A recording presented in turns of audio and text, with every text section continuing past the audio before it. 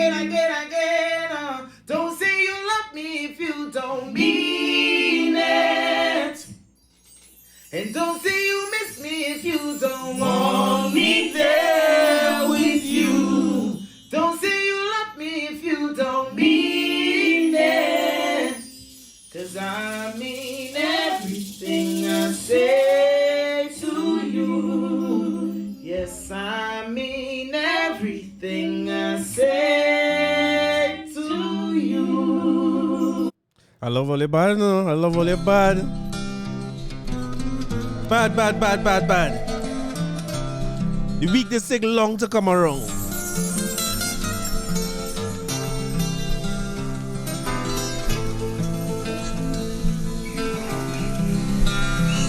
When last you hear this?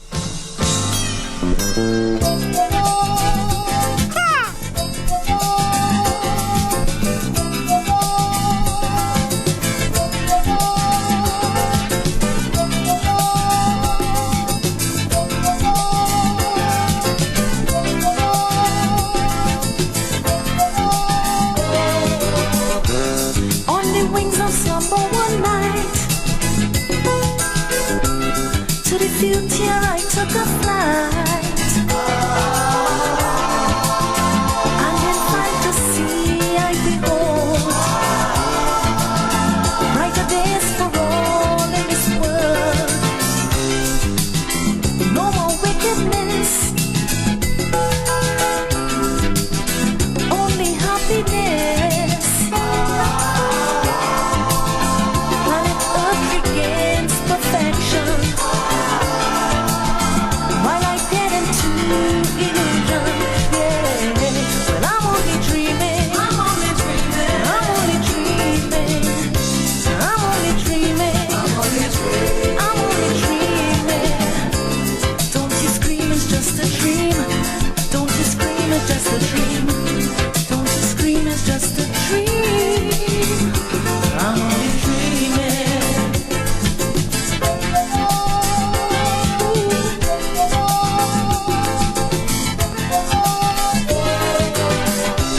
There was total integration, no discord, no color question. A man is a man anywhere. Discrimination disappeared. Little white children hugging black children. In South Africa, openly walking hand in hand, equally, yeah. Well, I'm only dreaming. I'm only dreaming. I'm only dreaming. I'm only dreaming. I'm only dreaming. Don't you scream, it's just a dream. Don't you scream, it's just a dream. Don't you scream, it's just a dream. When last you hear a tune like that? Welcome to episode 198 of the Corey Shepherd podcast as we quickly close in on 200. 200 times doing this, no, it ain't right here, no. And I want to tell you, let's are tired in real life. I had a very, very long weekend. I stay inside this weekend. I ain't do nothing fancy because I have a lot going on these weekends, right? I have a lot going on where class is concerned and so on. And you know, when I start lecturing, right? When class ain't going on, I just pay attention to news, everything happening during the course of the week. But you know, when class going on, whatever we teach on the weekend, that's what we come to talk about here. It might be in the best interest of people who in my class to tune into the podcast on a weekly basis. They might get more information here than again for the whole class. So welcome back. Welcome for all who here for the first time. Like, share, subscribe, turn on your notification. Oh, here it is, right? Here it is. Housekeeping matters. You see the little notification bell on YouTube for all the YouTube people? If you click that bell, right, when you go on my thing and you click the bell, it will tell you when the episode come out. So for the weeks like last week, where the Tuesday turned into Wednesday a little bit, that don't happen often, but it's happened from time to time. And it's happened especially when I have long classes on a weekend. I had a class this weekend, 2 classes, from 8 a.m. Saturday to 6 p.m. We must have a damn long applause. Long weekend. So just hit that notification bell and you'll know when thing coming out, right? Because I don't always get to record. Sometimes the Sunday reach and I'm tired. I can't see my way to record. So glad to have all here. The second thing I want to clear up, right, real quick, is that the people who used to listen on Google Podcasts, now it would be a good idea for me to announce this every week coming up to the wrapping up of Google Podcasts, right? But I sometimes forget I'm not a young man. I'm not a young man. You know, so I really forget to do this. But in case you was listening via Google Podcasts, which I don't know how you're listening now if you're listening via Google Podcasts, because the thing is that Google Podcasts is no longer, you can't get it on Google Podcasts anymore. It doesn't update. Sometimes the new episodes come up, it don't come up. So I bounced up somebody over the weekend who tell me, how come I don't record? How I don't put no episode no more? I was like, what? I fighting up here to find time. I drunk in trying to find time to do this every week. I'm gonna ask me how you do. The reason is that it don't post there anymore. So you had to switch. Spotify is probably your best bet because Spotify, well, number one, it's free in Trinidad and Tobago. In most territories, it will be free. And if I'm not mistaken, I think it's my boy Naldo. I think it's Naldo who was telling me that Spotify don't take up a whole lot of space on your phone in terms of episode by episode. So you don't have to download the episode to your phone. You can just listen via Spotify and it don't take up all the space on your phone. So we here. If you're here, thanks for switching over. And if you have a friend who ain't switch over, you ain't hear from them in a long time, help me to get them to switch over. But it seems as though people finding it when they're finding it, right? So that I always appreciate. What we gonna talk about first? Most current things first, right? I have a long list in front of me and not much time to record, right? So let me get to the most important things first. I want to start by saying congratulations to the St. Lucia Kings, right? I want to start and finish this segment on CPL by talking about the St. Lucia Kings. So let me go to ESPN Cricket Info. They say Kings was struggling at 51 for 4 in the chase of 139 before Chase and Jones silenced the home crowd. 2 months after sprinter Julian Alfred delivered St. Lucia's first Olympic medal, St. Lucia's very own Darren, Sammy and his Kings gave the region its maiden CPL title, silencing a packed crowd at Providence in Guyana. The crowd had been at its loudest when the Guyana Amazon Warriors reached 51 for 4 in the chase of 139 on a slow two-pace surface. I don't know what I mean. King went 9 overs without a single boundary. Ruston Chase was battling illness. Aaron Jones was struggling so much that Sammy contemplated retiring him out. Amazon Warriors' 4-prong spin attack had their side dreaming of back-to-back titles. Jones, however, turned the tables on them and crushed their dream. After being on 10 off 19 balls, Jones zoomed to 38 of the next 12 balls, forging an unbroken 88 partnership with Chase, who has been with Kings for 5 seasons. Chase played the Marlon Samuels role, something he's been doing for West Indies for a while, and capped a stellar week for him, in which he had also earned a CWI Central contract. I'll clap that, right? I know what it mean, but I'll clap that. CWI Central contract, we like that. Well, the rest of it is cricket news, right? A lot happened, right? But I think it's a special year for St. Lucia. Because what they'd have been coming off our Olympics where they get their first gold medal. And now they're in the CPL where they get their first title. I want to flash back to some time before Darren Sammy, right? I was going to say Junior Sammy, you know what I mean?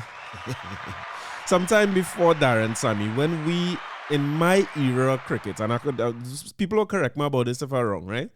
But when I used to follow cricket and I started watching cricket maybe when it was Ambrose and Walsh and Richie Richardson and Viv Richards and a little bit of Devon Malcolm and Malcolm Marshall, a little bit, I guess, in the end of my times, and Desmond and Haynes was the 2 opening batsmen, right?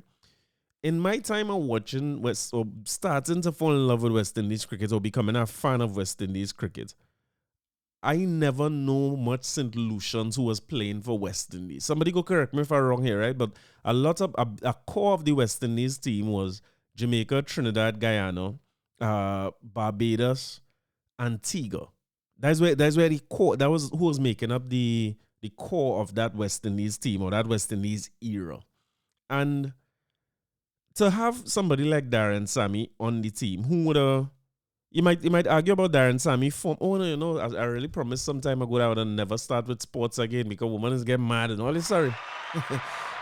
Fast forward. It will take a while. And this topic is not necessarily about sports. It is solely about the St. Lucia Kings and what St. Lucia mean to the region and what St. Lucia mean to West Indies cricket. Before Darren Sammy, the St. Lucia as a cricketing nation. I don't know that there was a big force in West Indies cricket or a big force in regional cricket, but Darren Sammy almost he's a name behind it and a face behind it. To the point where he was able to lead West Indies to a World Cup T20 win. He was one of the best captains they had. They say his form wasn't that great. He wasn't so good in the bowling, he wasn't so good in the batting, but he was great in the captaincy. And now as the leader of the team or the coach of the team in the St. Lucia Kings, he's carried them to their first title, right? Even some of the diehard CPL fans, like I can tell you, right? I might have watched half of a CPL game in this season. I guess it's starting 7 o'clock in the night. I'm not a young man ready to go in my bedtime 9 o'clock. So even when I take in a little piece, I never reach into the end of a game. It's a struggle for me to stay up late in the night, right? But the diehards like my father, Christine, the people who close to CPL cricket or who are cricket lovers, even them telling you the tournament getting a little stale. It's the same set of teams. They're kind of recycling players. So 1 minute, the marquee player for Guyana. Next thing you know, because I remember Sunil Narayan had started off as a Guyanese player. Now he's a player for TKR. And, the players kind of move around.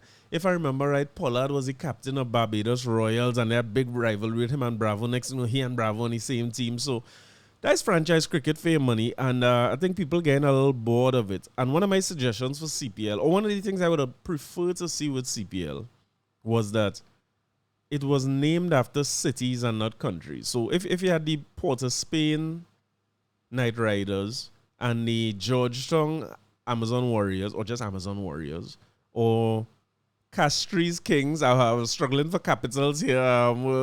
It's called Bridgetown Royals or whatsoever it is. If you name it after the capital, then it would have a little more room for expansion. Because when you have Port of Spain Knight Riders, you could have Scarborough Talawas or whatsoever it is and expand it in that way. Because now it will be a little odd to add a second Trinidad team, you know what I mean? And you could have played San Fernando versus thing and play it in South and play it in North. But I don't know.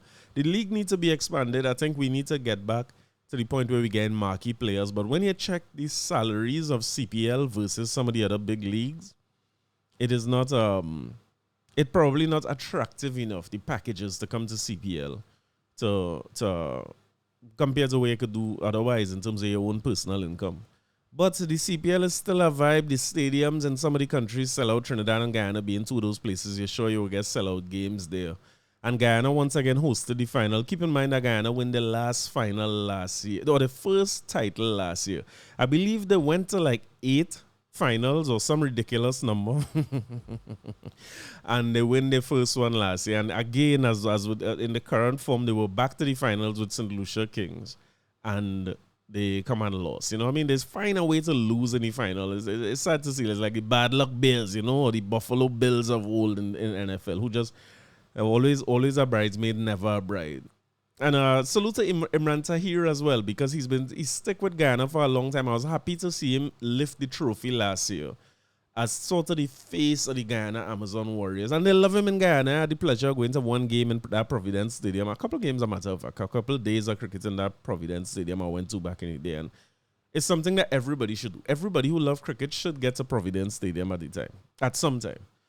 But it's disappointing to see that the discussion is not about St. Lucia Kings. The discussion is not about the greatness that Darren Sammy brought in terms of keeping that team together, keeping them. They were the biggest force in the tournament. I wasn't watching the games, I was checking the scores all the time, and they were very difficult to beat in this tournament. And if you had to look through the tournament and look at who was the best team, who was one of the most consistent teams, it would have been them. They deserve to win. But the discussion shift from that to a game between Trinidad Knight Riders and Barbados, where the lights went out for a long period of time after Trinidad didn't have the best or the strongest batting performance, which we typically don't have in Guyana. When TKR go Guyana, we known to struggle to make big runs. I suppose it's the wicket, right? Or the pressure. The stadium is not an easy place to play in, I suppose. But lights went out for a long time, and they offered them a few different options, and Karen Pollard chose the option to go back out and play for what was 5 overs, I believe. So you have 30 balls, and they had to make 60 runs. And it was pretty easily, Bobby just lick up them runs and went on, right? And Trinidad was eliminated. And of course, the social media thing now started to become the chicken curry versus curry chicken thing start back up again. I was hoping that we didn't get back there. I find like that discussion, it's stale now. It get all right, okay, enough. It's like we keep going back and back and back to that every single time. And I think it's a deeper issue I want to talk about here, where Trinidadians or TKR fans immediately call sabotage. I think it's an understandable call. Anybody could see, for instance, let me explain something.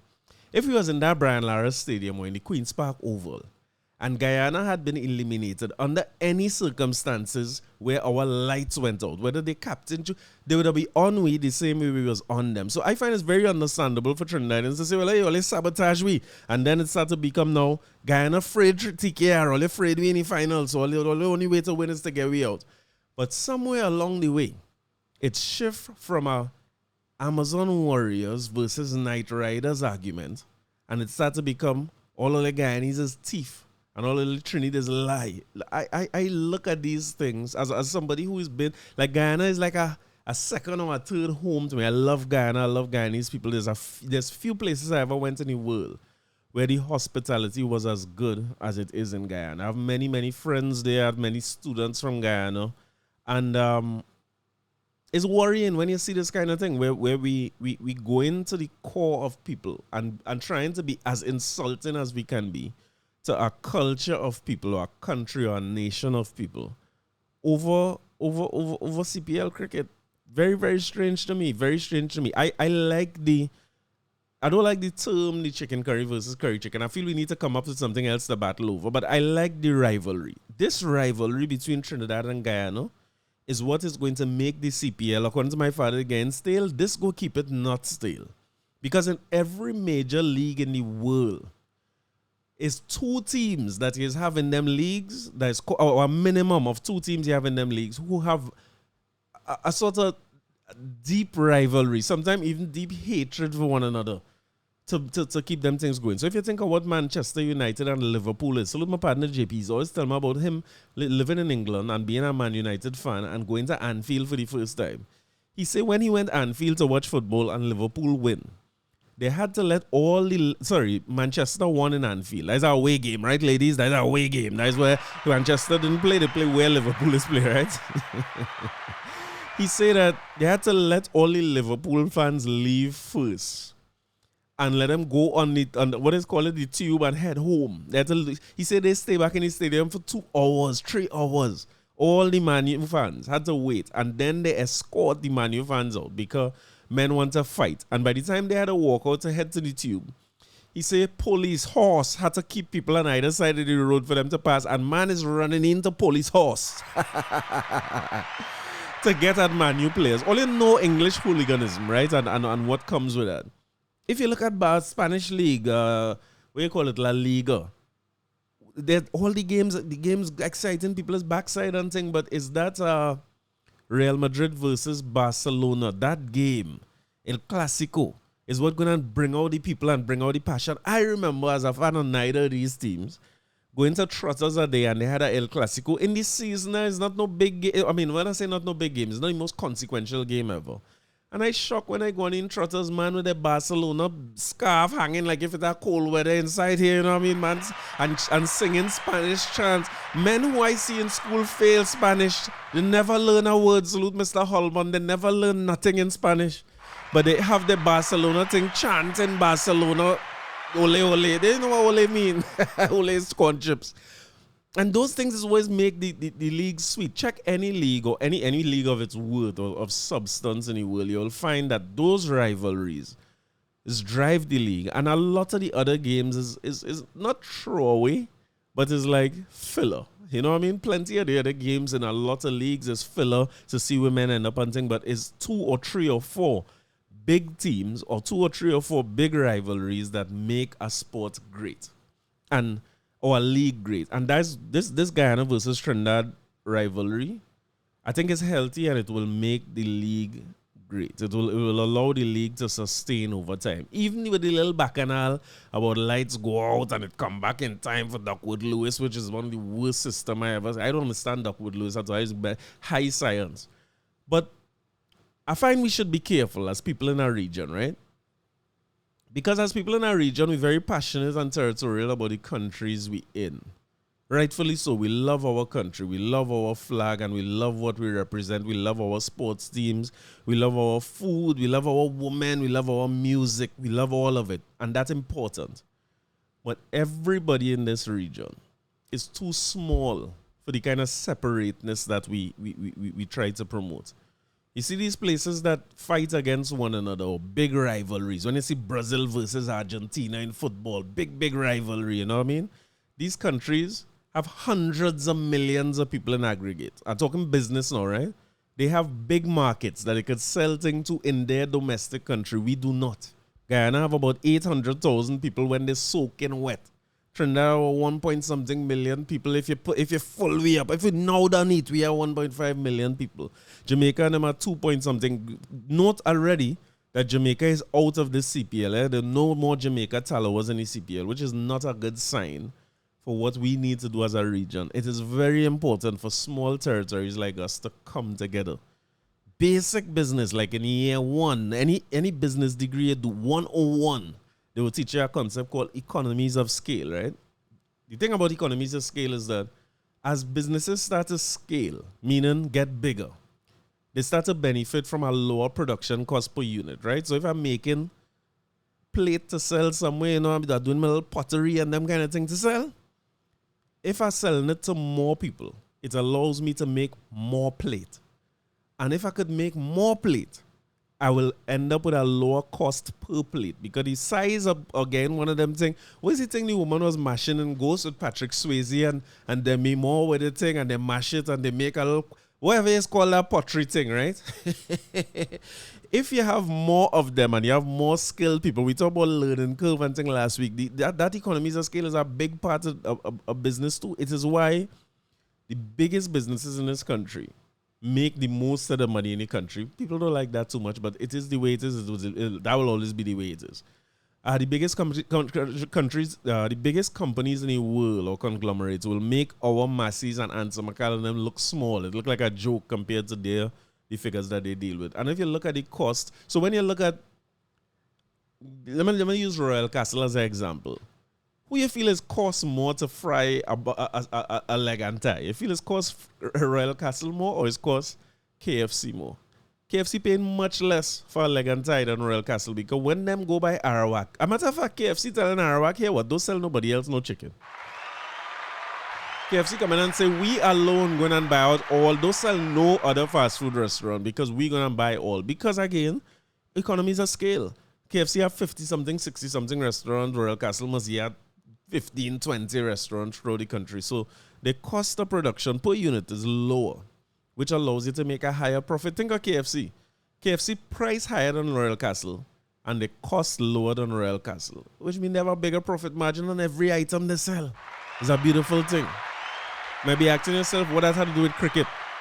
It had everything to do with cricket because the anthem that we play for West Indies cricket is about rallying around the West Indies and bringing us together. And I am not sure that the CPL already is the best format to help West Indies cricket. As a matter of fact, let me change that. I'm pretty sure that CPL is not the best format to help West Indies cricket because West Indies cricket done seeing not its greatest days ever. As a matter of fact, when David Rudder sing his rally around the West Indies, a part of that song edited out to take out the parts where we're not in the glory days anymore. You know what I mean? We're not in the glory days anymore. So it is already, it could be already considered. Like I listen to Anil Roberts talk a lot about TKR and those things, or Red Force mashing up Red Steel, which was the original Trinidad and Tobago team that qualified for the, not IPL, but the Champions League cricket, which would have been, which any country in the West Indies could have qualified for it, right? Trinidad had happened to win the regional tournament and we went to the Champions League. And unfortunately, after we did that, and the kind of exposure and money these fellas, Dave Mohammed, Kevin Cooper, they had a big side, a bomb squad at the time who went to that tournament in India that was the Champions League. Champions League was everybody who win the other leagues come together to play a big money, big prize thing. And Anil Roberts, a man who knows about sports, talk a lot about how this thing destroying it. So we completely ice out the fact that St. Lucia having a moment. And we fail to come together as a region and say, great job, St. Lucia. Let's do a good job. Let's celebrate the fact that we have a new winner of the CPL, which bodes well for everybody who had to participate in this tournament next year and all the fans who love the tournament. This is what it's about. A team who, at one point in time, only remember, St. Lucia was guaranteed bottom of the table at one point in time in CPL or in regional cricket. And them men rise to the point where they win it. And they have a strong leader there who could be looking to go on a run at this point in time.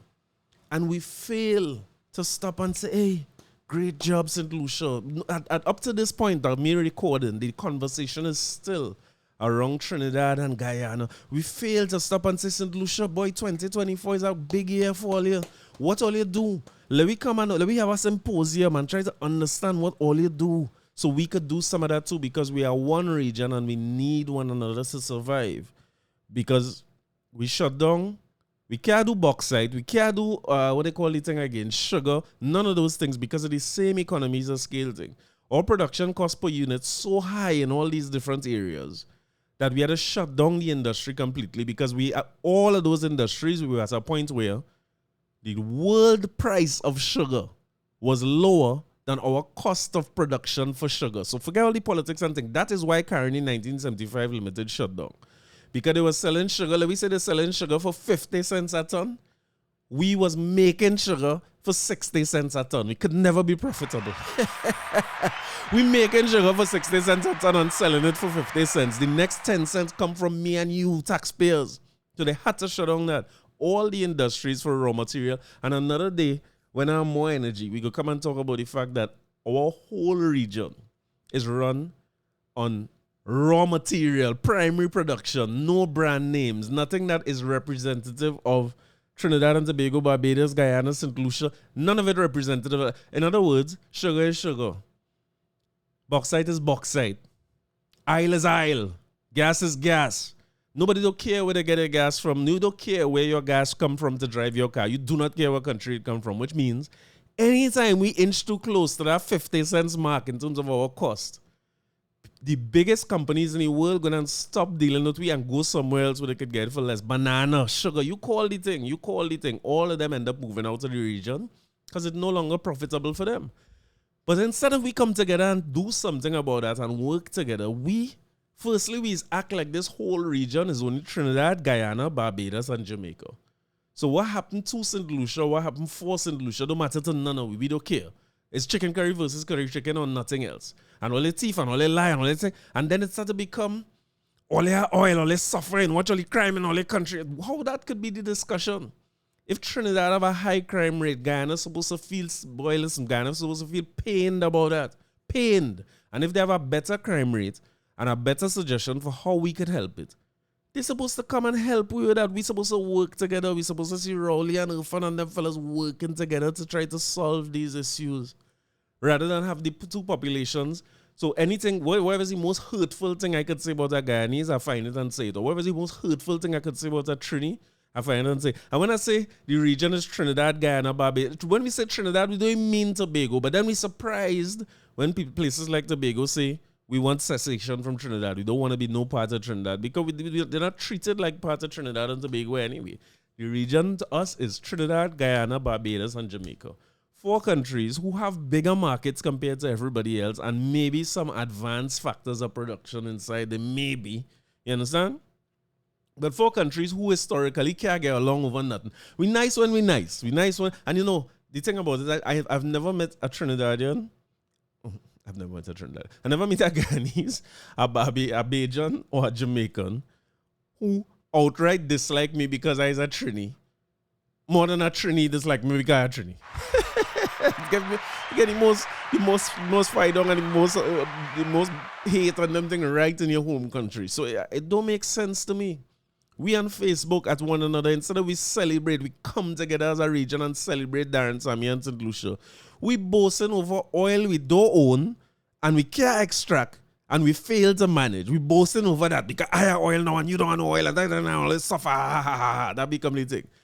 And we fighting personal battles over a tournament that we don't own and it don't belong to we. And the profits from the tournament do not stay here. We're fighting over that and killing one another. Not like Trinidadians killing one another, right? For any Guyanese listening. We at each other's throats as people in the region for a tournament that don't belong to we and is probably doing more harm than good to the regional game. You know what I mean? But and that now become only on oil and that is what we let CPL come to. My statement is this in closing this, right? Fight for the CPL. Fight for the country of your choice or the franchise of your choice. Because it's better than nothing. You see what happened with Trinidad football when we had no domestic league? It's worse if you don't have a domestic league. I agree with Anil in that there must be a better way for us to manage the regional cricket from a developmental standpoint. But where I do agree is, hey, we need to replace the CPL. No, don't go and ban CPL and shut it down and then we have nothing going on. And let West Indies cricket suffer. Like how Trinidad football suffering with the fact that we don't have a domestic league. We had to change this mindset, this colonial, indentured slave mindset that we have over fighting for things that Exxon and BP and BHP own and we get a little pittance out of it. And because it's changing we life, we willing to defend the slave master over we own. So anyway, last episode was named, the more things change, the more the things remain the same, right? And maybe for the first time in the history, I will maybe I should name 2 episodes the same name back to back because I want to play a song here. Let the music and the feel of the music, you judge how old this song is or when this song come out. And tell me if it's not the same thing we're dealing with today with CPL.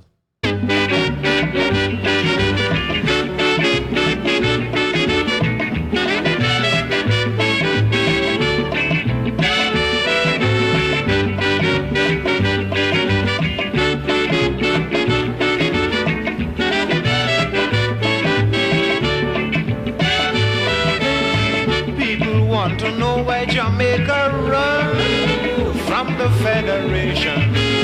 Well, they want to know why Jamaica run away from the Federation. Jamaica have a right to speak she mind. That is my opinion. And if you believe in democracy, you'll agree with me. But if they know they didn't want Federation, and they know they don't want to unite as one, independence was at the door. Why didn't they speak before? This is no time to say you are federating no more. Whoa, whoa, whoa, la, la, dee, la, la, dee, la, la,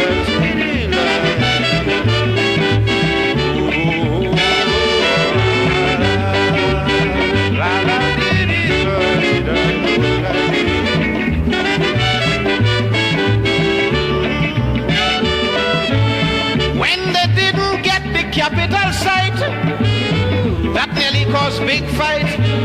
When Sir Grantley Adams took up his pose, that even made things worse. They ballin', we ain't want no Bajan premier. Trinidad can't be capital for here. So the grumbling went on and on to a big referendum. But if they know they didn't want federation, and they know they don't want to unite as one and only one, I said to tell the doctor you're not in favor. Don't behave like a blasted traitor. How the devil you mean you're federating no more?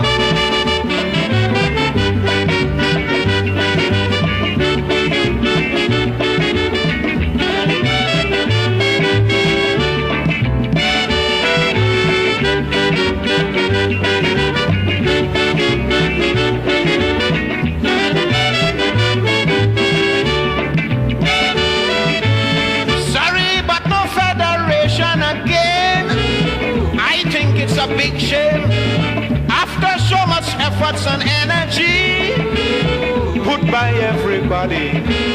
Right now it's only a memory. We fail miserably.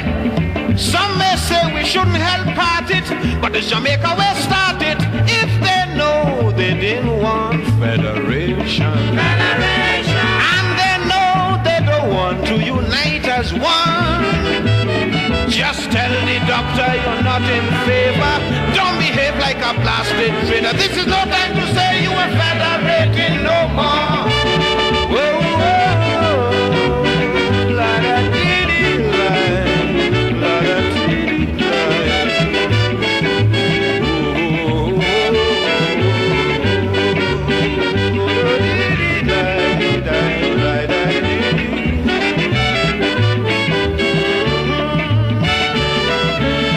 Federation boiled down to simply this: is dog eat dog and survival of the fittest. Everybody fighting for independence, singularly Trinidad for instance. We gon' get it too, so don't bother. But I find we should all be together, not separated as we are because of Jamaica. If they know they didn't want federation, and they know they don't want to unite as one. Tell the doctor you're not in favor. Don't behave like a blasted traitor. How the devil you mean you are federating no more? Outside man.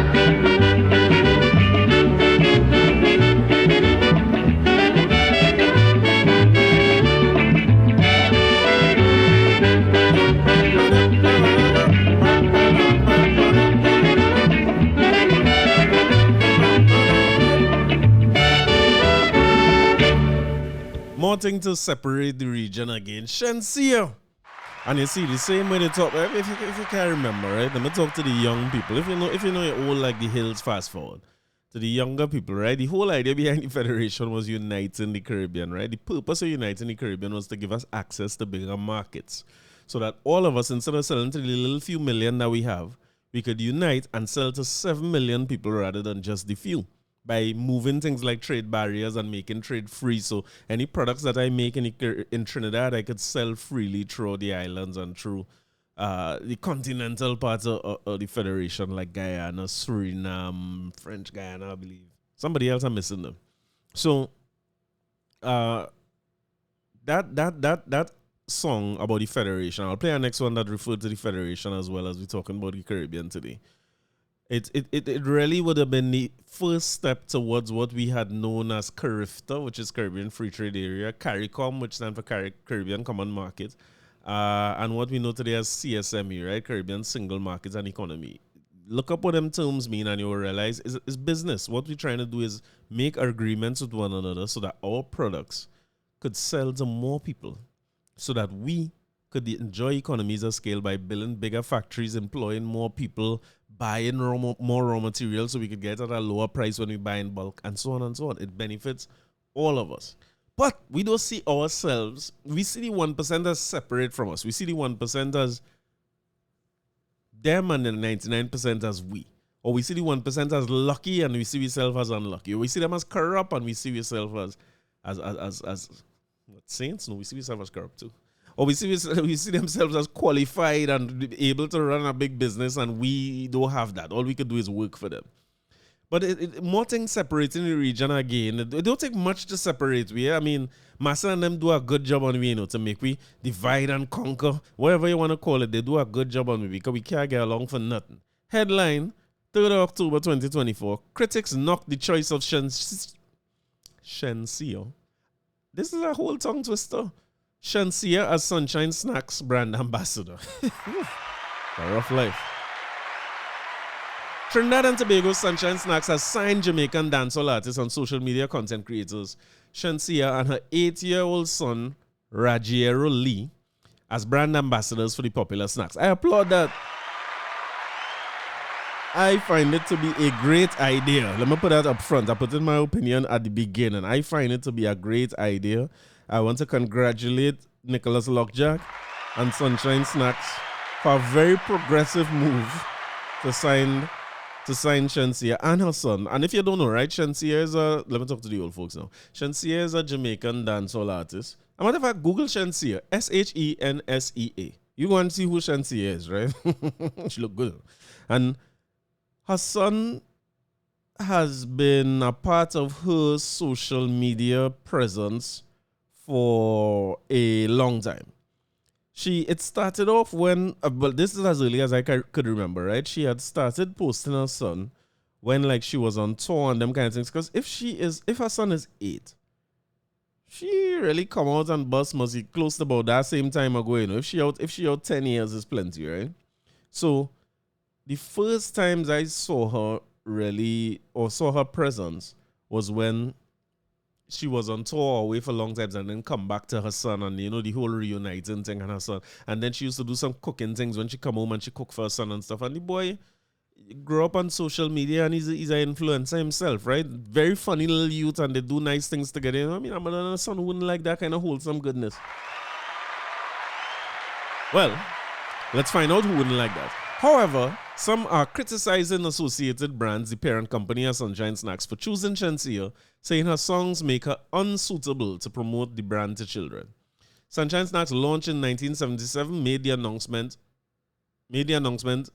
at the AC Hotel in Kingston, Jamaica, on September 25th. The mother-son duo, who boasts a collective nearly 8 million followers on Instagram. Let me take a pause there, right? The whole English-speaking Caribbean has 7 million people. But Shensea have 8 million followers. She and her son, right? 8 million followers on Instagram.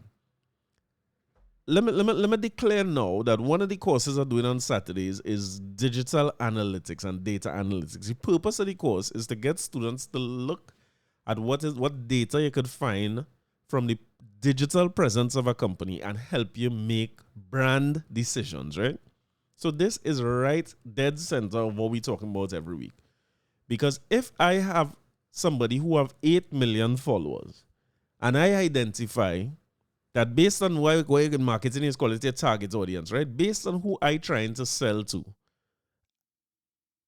them 8 million followers you have, about 6 million of them is people who would be interested in my products, who I want to buy my products.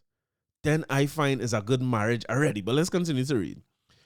The mother-son duo, who boasts a collective near 8 million followers on Instagram, will become the face of the brand not only in their home country, but in Barbados, Guyana, and Trinidad. That is the region, right? Because, of course, we don't care about St. Lucia, Grenada. We tend to look at the region as Trinidad, Jamaica, Barbados, and Guyana, right? As stated here. I didn't make this up. This is what I put here.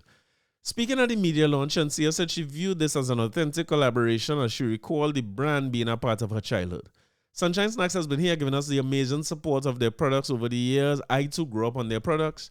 I'm looking forward to doing so much work with you guys because this is an authentic partnership. Coupled with the fact, I mean the check nice. Coupled with the fact that I also grew up on it, I would only be right for me to help you push the brand because I know I can represent you for the fullest. That means the check nice. And that means it have bonuses. It probably have bonuses according to how much they sell. The partnership kicked off at an event titled Shensea's Birthday Festival, which I was there, hosted on September 27th. The international recording artist has represented brands including Carib Brewery, Telecom Boom, Pepsi Cola, and others. This is also not Lee's first foray into the brand ambassador role. He's also been an influencer for the popular local soft drink Chubby for the last 4 years. While many Sunshine Snacks followers have expressed their support for the collaboration, some have been critical of her being the brand selection. Commentators opined Shensea is an inappropriate figure to represent a children's company and have accused her of promoting promiscuity in her music. Is it so?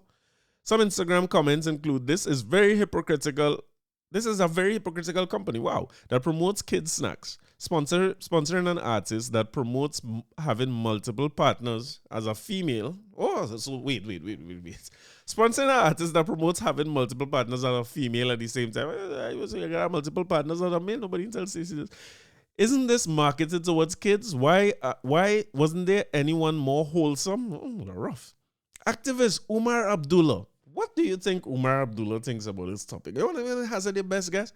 Activist Umar Abdullah, leader of the First Wave movement, said on October 30 he was deeply appalled by Sunshine Snacks' choice of Shensea and her son.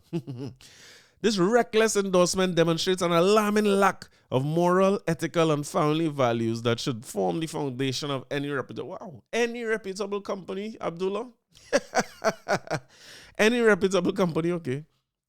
He decreed Abdullah, Umar. I mean, you probably can't use nobody for no kind of product, right? I mean, no product endorsement you're talking about, right? But anyway, he decreed Shensea's songs as an image as hypersexualized. I find so. I find very hypersexualized. The hit song Foreplay by Shensea, in particular, promotes dangerous ideas that you have no place in a product targeted at children. I say so. Lyrics such as, let me see one Jamaican accent working. Me nah go lie. Me have to tell you. Me love it when your finger. Oh, they loose. They are shocking and inappropriate, signaling a catastrophic failure in judgment from those responsible for this decision. I agree with you 100%, Umar. Newsday contacted Associated Brands and officials said a statement will be made, but this hasn't happened up to the time of publication. Associated Brands CEO Nicholas Lockjack described the partnership as a marriage. In other words, it ain't going nowhere. He said we may not always see eye to eye, but we are committed to making it work. Our goal is to bring the Caribbean to the world, and we'll do whatever we can to make that happen. Well, Nicholas Lockjack, as you might know, is the son of the great Arthur Lockjack, right? The business school. Well, UWI's business school is named after Arthur Lockjack. Not uncommon for universities of the top tier universities to name their business schools after prominent business people. Who better than Arthur Lockjack, was founded and ran Associated Brands for many years, and they own some of Trinidad and Tobago's most recognizable global brands. You might argue when you look at Sunshine Snacks, maybe based on your childhood, that is a children brand or a family brand. I would like to say that even though they have several products that are targeting children, they also have several products that target adults, right? Like them dry nuts where you shell the nuts and eat that. Children don't eat that. Them cashew nuts weighs about $100 a pack. Well, children might eat it, but we ain't buying it for them. And these days I find like you're seeing them thing 3 for 1 everywhere. Me, you know if they ain't selling or what, but I love me a 3 for 1 special on them cashew nuts. I like them very much, you know what I mean? And so they have several products that, I mean, as a snack company, they have a long list of products. And each one of those products target different audiences. It's pretty standard and straightforward to me. So I doubt that they're going to take Shensea and to quote Umar's favorite lyrics from Shensea. Umar say, me not gonna lie, me have to tell you, me love it when you finger me. Ooh, hot. Maybe they're talking about the Packer Zoomers, you love it when you finger Packer Zoom. But the truth is that these people are not stupid. They're not going to use that part of her image or those types of lyrics to promote their product. I find this a little surprising that this is a topic actually. But again, I think the bigger issue is that, I mean, I can't even say that in a week. I was going to say the bigger issue is that she's Jamaican. I would deal with that separately. And people find that they could have found a Trini. And I was going to say if they had used Saucy Wow, but Umar would not like Saucy Wow neither. Saucy Baby, I want you put it on me. I could hear that in a little Conkles ad, you know? The ones that little Conkles put on them. But I don't see what's the issue. There's a family brand. They contract a family to do a promo for them. What we just say if they had used Patricia Roberts and her son, or if they had used Fionn Lyons and her daughter. I mean, I ain't think Fionn or Patricia, I ain't think rough. This looks a little coarse in real life, but that is who Shensea is, and that is who she represented. Again, the little boy, what he had to do with this? Suppose they sign them and all the ads or all the, which I'm sure a big part of what they sign them for is their social media presence. So product placement going to be a big thing where they, in their reels and the different things they do home, they're going to be using Sunshine Snacks products as part of it, Sunshine Snacks cereals and so on. It's a family thing.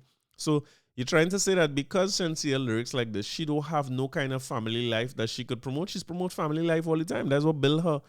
Her Instagram following, I would say, is more built on things like those than the the hypersexualized lyrics that not Dr. Umar, but Umar Abdullah don't like at all, you know?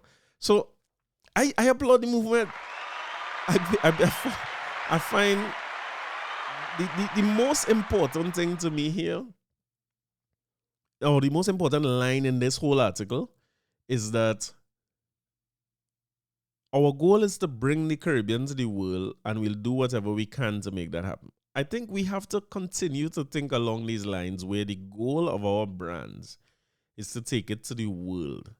The world have a market of 7 billion people, while the Caribbean have a market of 7 million people. We will all do better off if we have global brands that are out there. I remember talking about this when you were talking about Dupre the other day. We need to have companies like Sunshine Snacks and SM Jalil and them who make brands that could be globally recognizable and bought globally. The CPL is not a local tournament. Them fellas and them in India come together, or wherever they come from, put together some dollars and put a tournament here because they know that the Indian market like to watch West Indian cricket. And they put the games at times that suit the Indian market. You get where I'm coming from? So they looking at expanding the product they have, and they are in a market of 1 billion. How much Indian people they have? 1 billion on the continent. They're in a market of 1 billion people, and the rest of the cricketing nations might sum up to the next 500 million people when you look at what they could add. So they could sit on IPL only and enjoy their profits from there. But them fellas who have them kind of markets and making that kind of money expanding. But we seem to think that Sunshine Snacks must remain here. It must remain local and domestic and sell to us alone. And, you know, we hold on, you know, they hold on to the bird too tight. When by the time you let go, the bird can't fly. You see it in all these gender reveal and all these funeral where they hold the dove on them so tight. When they let go the dove, he just collapse from heat and exhaustion. That's what we do with our local brands. I remember when this when they were talking about Chubby being represented by him or her son, I didn't hear this big outcry. I suppose it's because it's Chubby and a child. And keep in mind that if I own a series of brands, right? I own Oasis, I own Buster, I own Chubby, I own Trinidad Fresh or Caribbean Cool or whatever the other brands I essentially own. You could make a deal, an endorsement deal as a company. I could come to you as Jalil and give you a deal that says, okay, you represent me as a company. That's going to be some money, right? Or you can make brand deals. So each one of your brands can make its own deal, which is what I believe happened with Chubby, right? They found and they probably went out looking for young people in the target group of Chubby, because if he's 8 years old, that is Chubby target group. Chubby target group is probably primary school children, right? Anywhere between, or maybe even earlier, 3-4 years old, all the way to 11 years old, right? But very conscious that they are a target audience where your parents are to spend the money for you. So they may have looked online for Caribbean influencers who are around the age of their target audience, primary school youths and stuff, and he will be a standout in that space because he been online for a long time and his presence and he known and as they say here, he doing other brand deals. I didn't hear much about that. Carib, who is clearly trying to make a drive. Carib and them doing well in the region, right? I hear all that they cuss in Guyana, so they cuss the Carib and say the Carib halftime show was the worst, the Banks halftime show was better, they bring that piss beer here and they The Carib is clearly looking beyond the region. And when I say beyond the region, I also mean beyond the diaspora. Because Carib, Banks, these brands, or Angostura, Mount Gay, El Dorado, they will all sell well to Caribbean people abroad, right? So anywhere Caribbean people congregate, like in Brixton Market. If you go out to Brixton, you will find several, you will find Appleton, all the different Caribbean brands will be there. You will also find Sunshine Snacks. You will find all those things. If you go down Brooklyn, according to Crookrow, anywhere in Flatbush or Utica, you could find all the different things we just get in Trinidadian stores. Those things not hard to find. The diaspora will buy their products. It's like you're living abroad and it's cold and you want a slice of home. You go find Maggie products and you go find a little Carib and Shandy and them thing for Christmas. You will find it. Carib's focus is to get beyond the diaspora so that a Carib becomes a preferred beer anywhere in the world. If Budweiser could do it, why we can't do it? If people could go all over the world and ask for a Miller Lite, that's just an American beer. Why people can't ask for that? If people could go all over the world and ask for Coke and Pepsi, why they can't ask for a Chubby or a Buster? We could build global brands too. It's like we get so caught up in the mud and fighting one another here that we lose sight of the bigger world market, you know. So I don't understand it sometimes. Because I remember Carib going to DJ Khaled, right? And signing a contract with DJ Khaled, and you know, I saw the agency on TV with them, and not on TV, on the grams, and everybody posing with Khaled, and Khaled talking about Carib is the best beer. Drink Carib must. I sure. Khaled don't drink no Carib. I sure. I don't even know if Khaled is drink alcohol, but Carib, wherever the check right and they do endorsement, he will do it. And I didn't see this level of uproar for that. Now maybe DJ Khaled is not a Caribbean person, so as far as they're concerned, I mean, no big fight there. When it's a Jamaican person, and I want to say that DJ Khaled is responsible. Like, go and listen to these songs that DJ Khaled has put out, right? He responsible for as much, what you want to call, smutty and lewd and indecent lyrics, as much as Shensea, if not more. All of it. His songs not clean. He not promoting to a squeaky clean audience or anything like that. He out there. Now the argument might be that it's a beer and it's not a children's brand. But my counter to that is that Sunshine Snacks is not only a children's brand. Just the way Chubby or SMG have several different products, or Angostura have several different products that they use, or some of them targeting young people the same way. You have different brands that you're targeting different people. So I'm sure that the associated brands not going to put Shensea in a... Who's one of the brands they use that's clearly for little children, like conkles and cheese balls?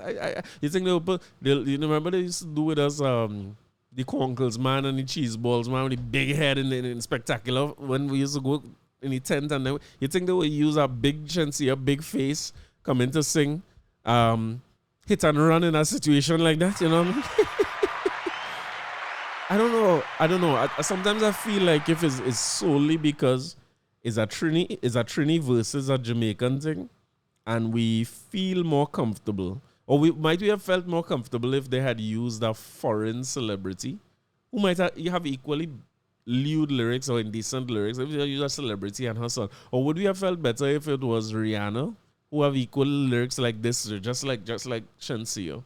Would you feel better if it was Rihanna and her son? Because he couldn't afford Rihanna and her son. A show when they make a short list, Rihanna was up there on the list. But I suppose Rihanna children do have their own presence on social media and not building their brand overall. The second part of the argument is this, right? Guyana Trinidad I carry feelings. Sunshine Snacks and the money jam down. Now Shensea I just eat and run. Take the money and I eat and run. I was hoping I could get a little dealing, but them they want know what is where we from. So Shensea I just eat and run. Take the money and I eat and run. My girl, you eat out of me peanuts. Coulda give me little blind, put some food in my guts. But like Trini artist coulda never big enough. Feel like I'm back in school, all my snacks getting tough. Look, you have me on my knees, girl. You got me down my cheese, girl. Honey roasted and cashew, it was my dream, girl. I just work hard, but I only get a lick sheet out my sun mix and all my snack sticks, Lord. Girl, you coulda share, cause I'm so hungry. I pray one day to get a little dust on that company. Ooh, ooh, ooh. But you're busting on my balls, so they're so cheesy. I see you, the only thing hungrier than me. Ooh, ooh, ooh. The whole of Trinidad I carry feelings. Sunshine Snacks and the money jam down. No Shensea I just eat and run. Take the money and I eat and run. I was hoping I could get a little dealing, but them they won't know what is where we from.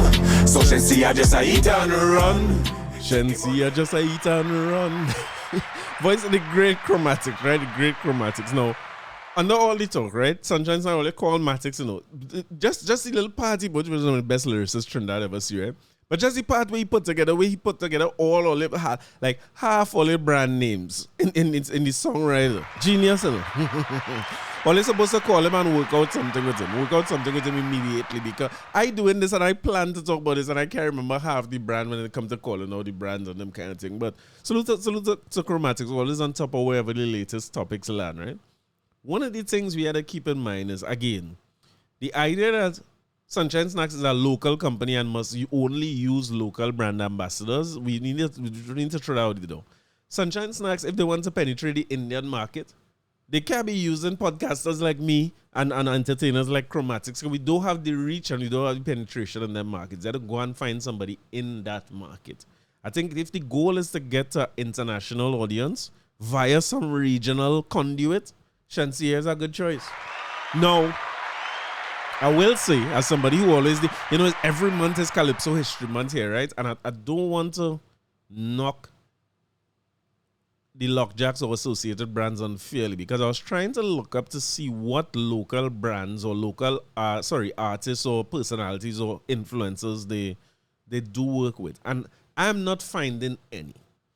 That's probably because of my poor research skills. But I would say that whether it is a top tier deal, like where Shensea probably is your top dollar, right? That's probably most money you're spending for the year on influencers. But I will say that we also had to pay attention to the fact that you come from here, your profits coming back here, you're paying taxes here, your biggest employees is here and all that. While your biggest market might be here, it might make sense for associated brands on Sunshine Snacks to form allegiances and alliances with people like Chromatics or artists who here or own influencers like Certified Samson, Junior Lee, whoever they might be, and align yourself with them as well so that you're continuing to build what we have here.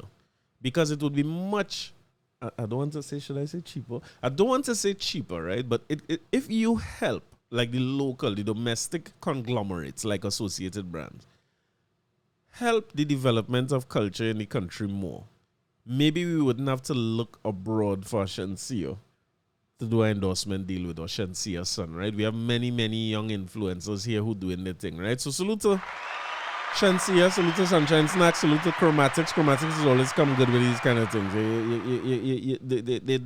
He's very difficult to beat with that. And to be fair, I don't know how that man has come up with lyrics so fast. That man is almost like as soon as something come out, that man ready to respond. We're talking about ready to respond. Refinery bombshell. No, wait, I win your song. Before we get into the refinery bombshell, I did promise you that I had another song about the Federation and Caribbean Unity, which I'll always continue to promote. And this is Calypso History Month too, so hold this now.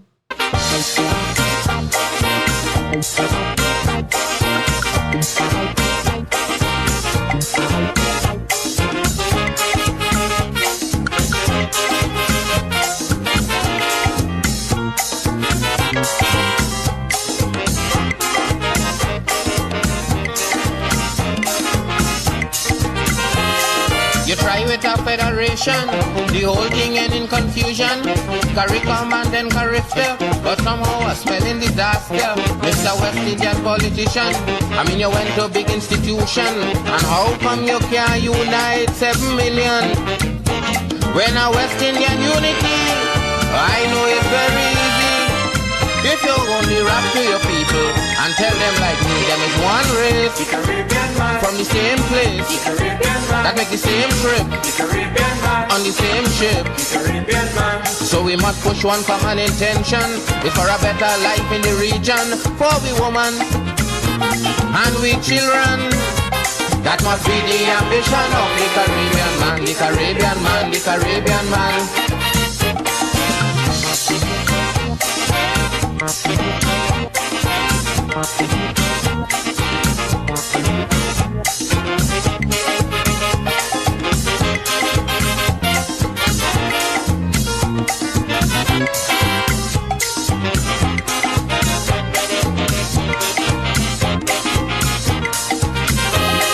You say that the Federation was imported quite from England, and you're going and form a carifta with a true West Indian flavor.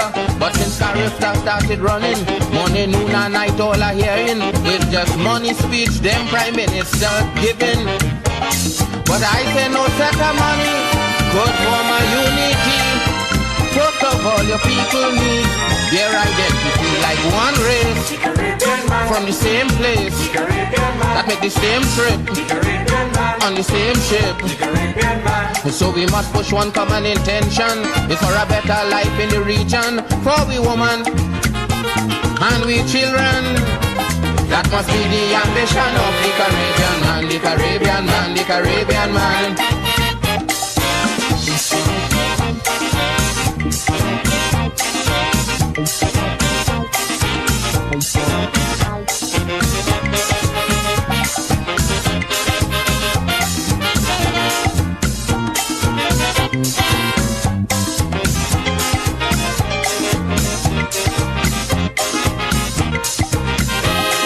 CARICOM is wasting time, the whole Caribbean gone blind. If we don't know from where we coming, then we can't plan where we going. That's why some want to be communist, brother, some want to be socialist, and one set a religion to add to the foolishness. Look, a man who don't know his history can't form no unity. How could a man who don't know his roots form his own ideology like one race, from the same place, that make the same trip, on the same ship? So we must push one common intention, it's for a better life in the region, for we women and we children. That must be the ambition of the Caribbean man, the Caribbean man, the Caribbean man.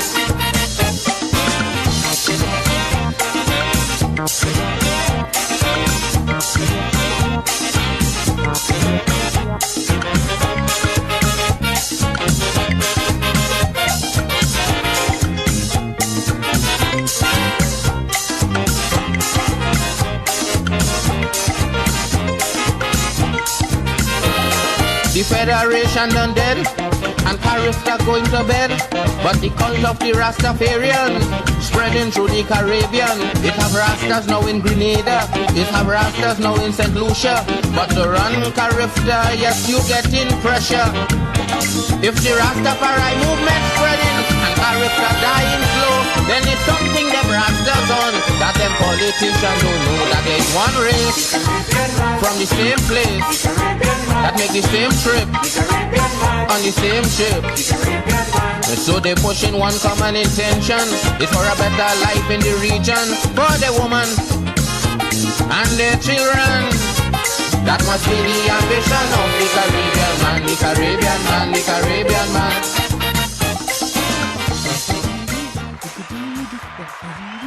You know, that's a line that's always stand out to me in that song, right? He's saying, if the Rastafari movement spreading and Carifta dying slow, replace Carifta with CARICOM, CSME, every version of it dying slow, right?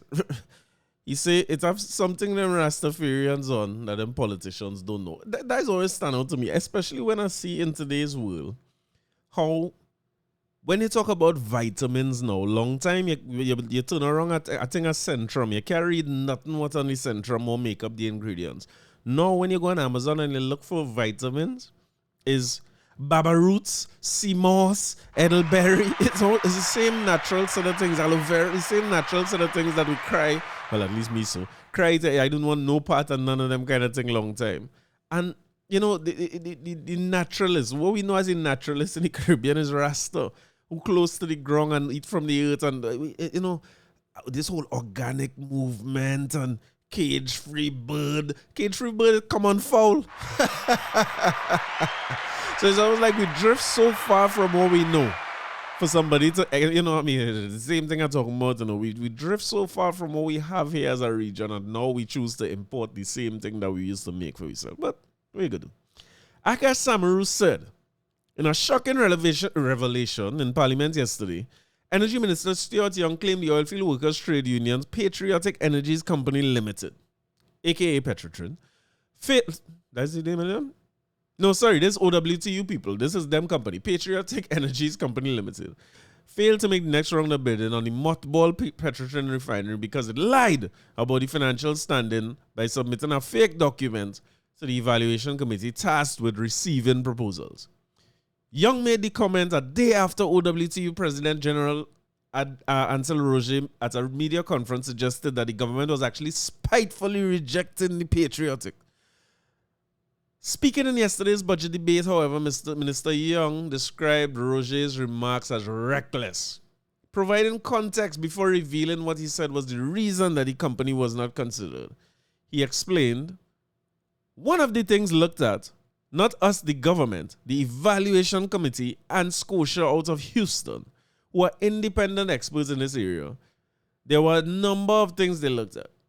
Any experience in refining, any experience in oil, and the other one is, do you have the financial wherewithal? Reaching for a document in front of him, Young said, you know, things will arrive in your mailbox. He brandished a piece of paper to the lower house, declaring, I have in my hand here today what appears to be a swift message of a cash wire of US dollars $1.5 billion on behalf of Patriotics Energies and Technology Company Limited, receiving US dollars 1.5 billion at a local bank in Trinidad. I myself say, well, union dues is paying off, you know what I mean? I started to say, but let me form a union, let me see who we can represent. The energy minister said the government asked evaluation committee what was the issue with Patriotics bid if the company showed that sum of money in its account. So, of course, we asked, well, if they had this, what happened? Fraudulent document. A fake document produced as part of the EOI, which is the expression of interest process. Forged document, because when the due diligence was done, of course, when you say of course, for why you have to put in of course no $1.5 billion was received by Patriotic at any local bank. So unfortunately, and yes, it is stamped by some unknown person, certified true, but of course, it's easy. Why are you saying of course so much, Stuart Young? Young claimed while those on the government audibly expressed, Young claimed while those on the government side audibly expressed their shock at the disclosure. Young said he was so confident in the documentation he was provided that he was willing to repeat what he said in public, where he does not necessarily have parliamentary privilege. Slow down. Because it neither exists, because it is either it exists or it doesn't exist, I can stand here without fear of contradiction, here and outside, as I might do later on, which he's not going to do later on, and say it is not a real document. So therefore, unfortunately, they could not move forward with because the document was produced as proof of financial is not real. Fake, fraudulent, and that, Mr. Deputy Speaker, through you, the population, is the truth to why Patriotic could not make it to the next hurdle. The question was asked, why did they pass the financials? I was told the evaluation committee the first time, no, they could not produce financial wherewithal on this occasion as part of... I remember that. I remember the first time they said the finances was an issue. And then they reopened this for whatever reason. And clearly they get through the finances. But Minister Young, let me take my time here. Minister Young said the document's fake and they never collect no 1.5. I was driving this morning and I hear on the news, they say, according to Coleman Burt, come outside! If your name man, come outside, say it outside. Stuart Young say he's willing to say it outside. I willing to bet 1.5 billion US dollars that he's not going to say this outside. And the thing that's standing out to me most about this, right? Number one, going back to the whole Trinidad versus Guyana thing, I think these two countries lose an opportunity. No blame nowhere, right? I don't know where the blame is to lie. But I think that as if we were really united as a region, Guyana's oil boom and Trinidad's decline in production and gas could be seen as like why we invest in different types of products. You know, when you have an investment strategy, one of the things they tell you is to diversify, right? The reason you diversify in your portfolio is because when one type of product or one type of industry up, the next one is usually be down, right? So if we were really one region, it wouldn't really matter who find oil or gas, and it wouldn't be you versus them. And I want to be clear in this, that Trinidadians do enough to put ourselves in a position where Guyanese people say all kind of things about we are not the kindest people, not on the ground, not in immigration, not in customs. We good, we easy to deal with, you know, Trinidadians, you know. I remember doing a class on international business at the time, and a big part of international business is being export and import and those types of things, right? And I was surprised when I did the class both here and in Guyana. And I was surprised that Trinidadians seem to think that we have a very friendly border when it comes to whether it is the movement of people or the movement of goods and services. I'll tell you, we do not. Our customs ain't easy. I have a friend last week who brought his 2 dogs back into the country. And he telling the customs agent, well, the dogs neutered. So, this is my family, you know what I mean? My children big, it's just me, my wife, and my dog. So, I in Trinidad, now I went and I bring in my dogs. And she's like, yeah, but them dog expensive. I want them dog, you know. I want them dog. Them dog is money. And the customs agent basically telling you could bring that dog here and breed and make loud. And he's like, yeah, but it's neutered. She's like, well, I don't know that. Yeah. And want to charge him as if he imported a dog for the purposes of breeding. And I'll say this, it is up to that customs agent what they decide to charge you. You could go and challenge it, but it's either you pay and then challenge it and go with your dogs, or you leave your dogs there and challenge it, which nobody ain't doing. If you have dogs there, you understand what I'm saying? You're not leaving your dog there. Especially them kind of dog, especially a customs agent to say, them dog is money, them dog is big money. We could tell somebody that as a customs agent, you should probably not make a statement like that. So our attitude towards goods and services coming into the country is poor. It's poor. Both on the side of what we charge people to bring things into the country, and also the what we call non-tariff barriers. We're more dangerous with the non-tariff barriers. Meaning, if it's a tax, I could, as a business person, I could say, well, all right, I'm bringing in these things to sell. Like I bring chocolates into the country, I go and sell them chocolate, and I could pay 25% by the thing. So my cost per bar is about $10. I will sell for $15, make a profit, and do it again, right? But I remember in Lockjack, a guy who was a Grenadian businessman was talking about this and saying that he sent his chocolates to Trinidad, which is fine chocolates made in Grenada and all them things. And he said when it reached in the port, in a bonded warehouse here, they tell him the weight where you put in the net. You know when you buy a bar of chocolate, there's have a net something telling you how much you think. They tell him that can't be on the front. You know, we changed the thing last week. That had to be on the back. And now he had to relabel all them things. So it kind up your cost of getting the thing into the country. And if you ask me, it's unfair competition. Unfair competition, which would have benefit the likes of the Lockjacks and so on over the years, you know? Maybe we can talk about that next time. But it's unfair competition. We are not friendly people at the border and allowing things to come in. So we put ourselves in this position where we might be looked at in the region as people who had oil and gas and we feel better than everybody. So when man get oil and gas, no man glad to look down at we and laugh at we. It's hard times and crime and so on. But just saying that had we approached this as a region, Petrotrin Refinery probably would have never shut down, at least if it could operate efficiently, right? I'm not one for the government owning anything. They really should have let Dupre do what the man was doing, and by that time he'll be able to run a refinery by now, you know what I mean, rather than the government running it. But I'm keeping my eyes on this story. This is one that we should all look at, because who ends up with that Petrotrin refinery should be important to everybody in this country. Everybody should be paying attention to that, because what tends to happen here, I see it with the steel industry, I see it with bauxite, with Alcoa, we see it with oil and gas before, where if it's profitable for some of these multinational corporations, and this is a lesson Guyana going to find out soon, if it's profitable for multinational corporations to deal with you and to deal with your natural resources and to benefit from it, they will come. Usually they will come and tell you, boy, this isn't so profitable, and I know if this is making sense, and then we have to make a deal with them, usually in the form of tax breaks, to tell them, well, here what? If you come now, you ain't gonna pay no set of tax. We give you a 5-year tax break. Everybody in Trinidad will pay 30%, but we give you for 2.5%, and all kind of different deals has been made just to get them to come here.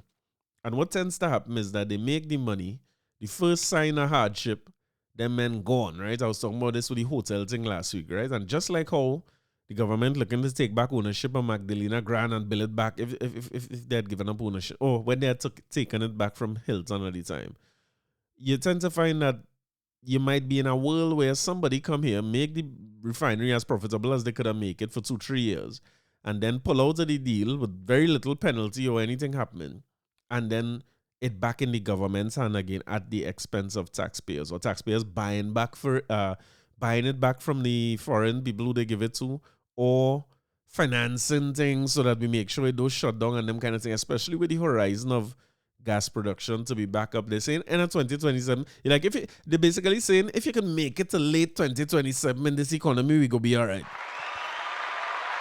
When the dragon gas kick in, we back in a gear, right? And then we go be able to beat Guyana in the CPL final when we get back gas again, right? But the time in between here, somebody gonna have to sweeten a deal nice to get a foreign multinational to come here to pick up a refinery where, dare I say, maintenance wouldn't be the best and technology wouldn't be as up to date as it might have been, and cases might be looming over them and all these types of things. I am not sure that, and I'm not saying that they should give it to the OWTU either. If them fellas and them documents ain't up to scratch, then they have an issue. But they have a few bidders here, which they said is CRO Consortium, Trinidadian-based group made up of DR Commodities Limited, Chemitech, and Ocala, US-based. Them names too hard for me to pronounce. I hear to play Calypso, you know. I hear to play Calypso about the Caribbean.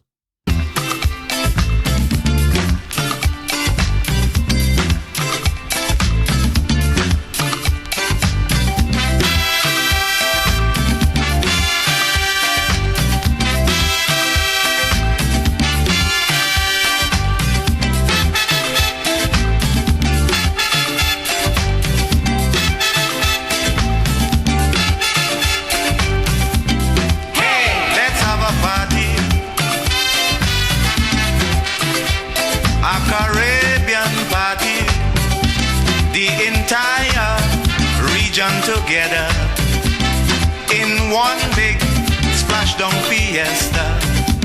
A Caribbean connection,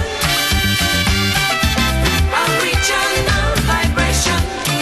I say we jamming to the songs of the Caribbean. We grooving to calypso and steel band.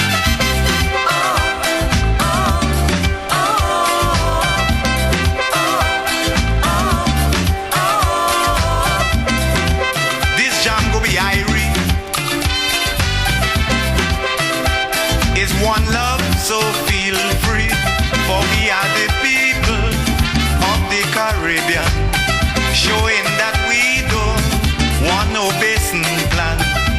A Caribbean connection,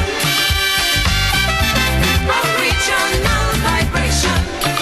I say we jamming to the songs of the Caribbean, we grooving to calypso.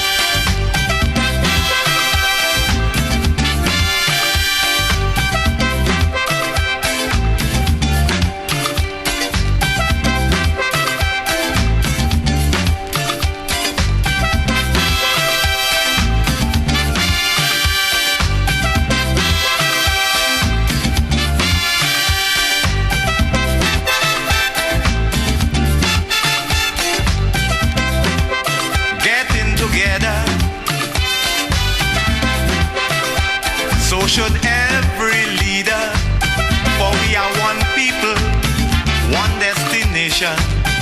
So let us move on without hesitation. A Caribbean connection, a regional vibration. I say we jamming to the songs of the Caribbean. We grooving to calypso.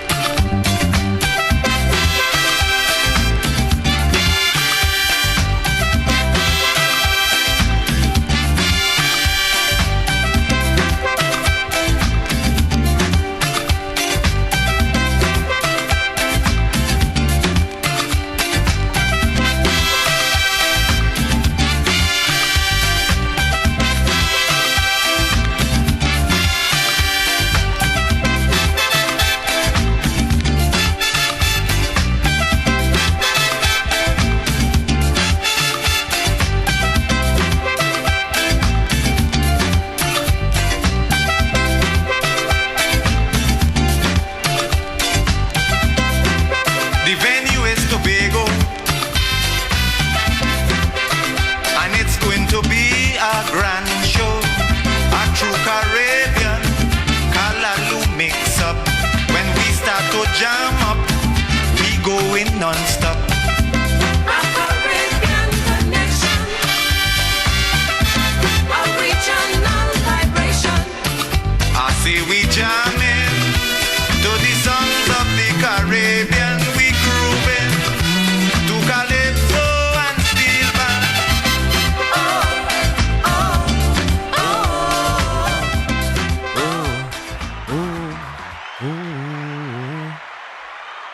Hyatt ain't want all your monopoly money again. Hyatt say, all your monopoly money for board games.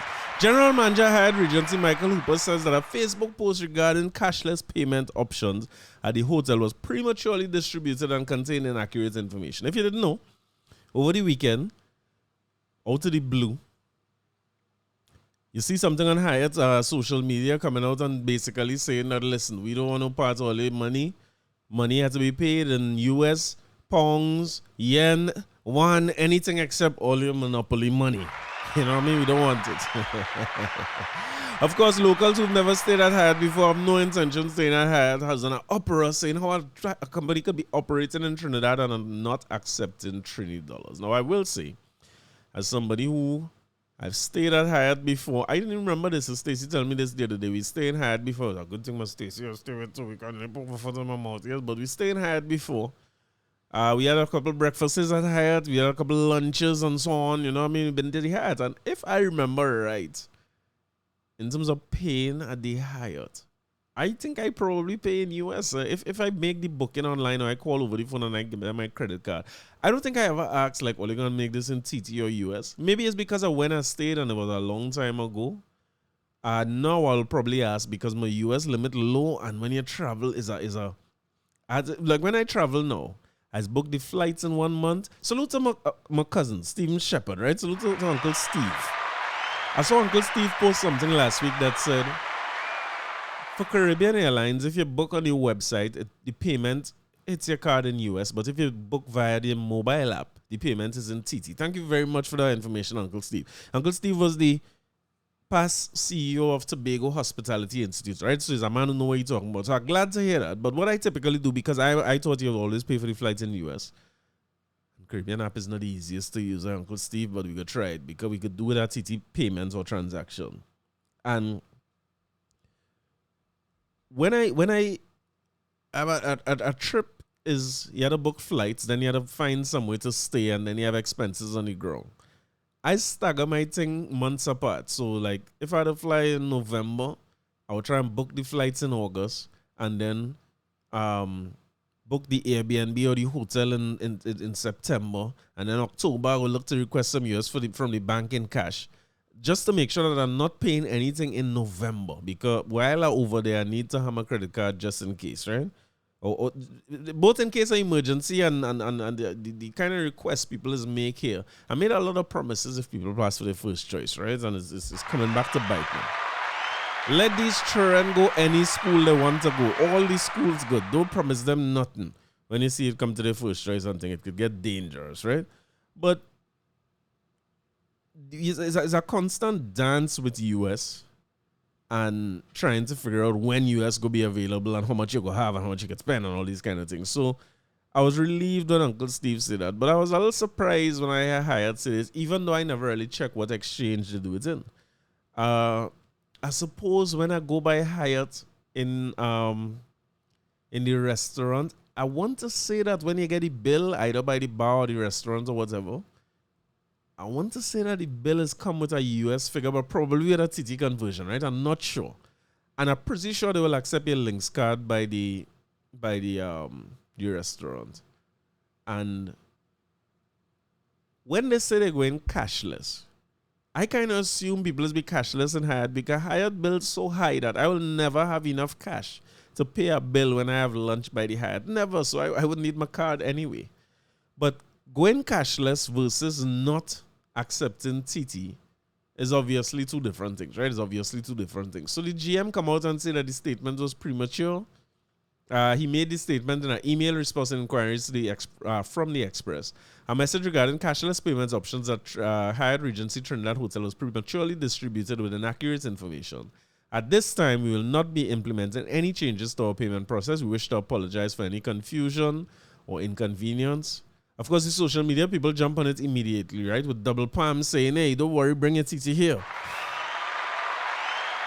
Double Palm should also say, if we go cashless, plenty people in this country in problems. Double Palm have no choice but to accept cash, even if it's US. Even if it's US. What man not doing is paying, a woman is paid by Double Palm. What man not doing is paying with their card and no palms hotel. Nothing that ending with palms at all. And I see TGI come out and say we accepting any currency. I don't expect that Hyatt to change. I was a little surprised at this. And I believe they will try to go cashless, as many people trying to do now. I mean, as individuals or as consumers, I trying to go cashless. I kind of halfway going cashless already. As a matter of fact, it's so bad that I had to the other day, I had to kind of put some money in my phone case. I should be saying this. Like, put a piece of money in my phone case, like a 20 or 100 or something, because I went to a funeral the other day, and I'm going to go to church every week. But I went to a funeral the other day, when I come, I know the collection. I can't put nothing in the collection. That's always happened to me. Every time I reach collection in church, I had to be looking up and looking around. I can't watch nobody in the face. Although I never have cash. So I don't think Hyatt will move. It would be very, very surprising if Hyatt moves to the point where they only accept US or only accept foreign currencies.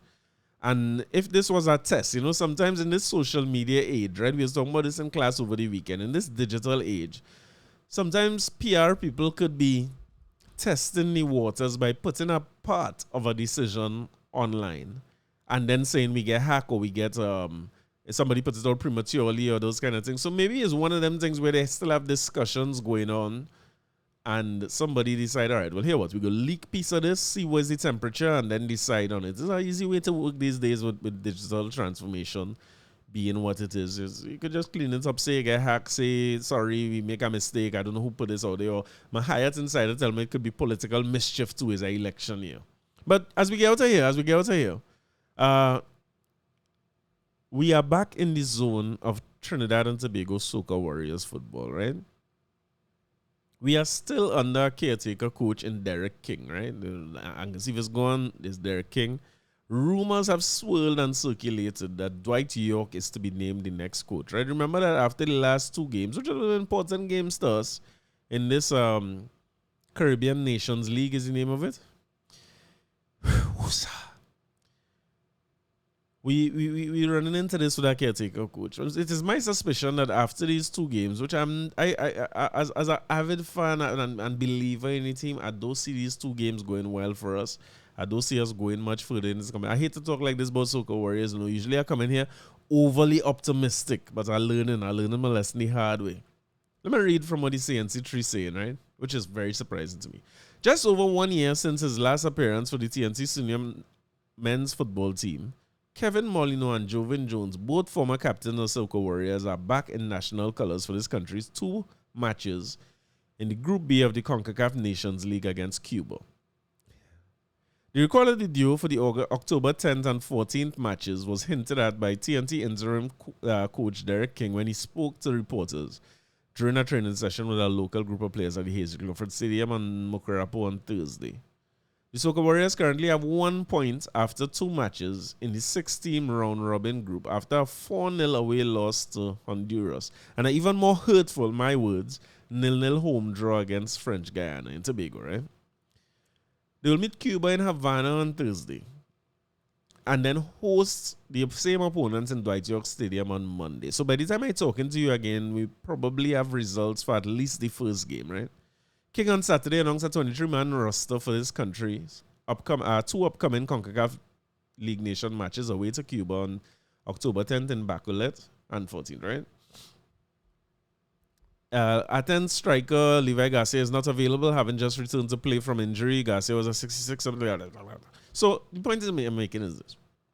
We didn't look good in the first two legs, right?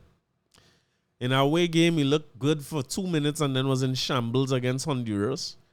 And we just never looked threatening in a 0-0 game to French Guyana. We had a few chances we should have taken. We didn't take them. And then what you see for the rest of the game is a very, very average game of football on both ends. Now, if you all remember, there was some falling out very, very early in the campaign with Angus Eve, and he decided that Molino and these fellas not on the team no more. Molino announced his retirement and he coming back. I am a big supporter of Kevin Molino. I think he is this era's best Soca Warriors footballer. He scores more goals to the country than anybody else. When he on the field, the team has make a big difference. Same could have said for Alvin Jones and Jovin Jones, who I was disappointed when I see Molino and Jones no longer in the mix. But this match is Thursday, right?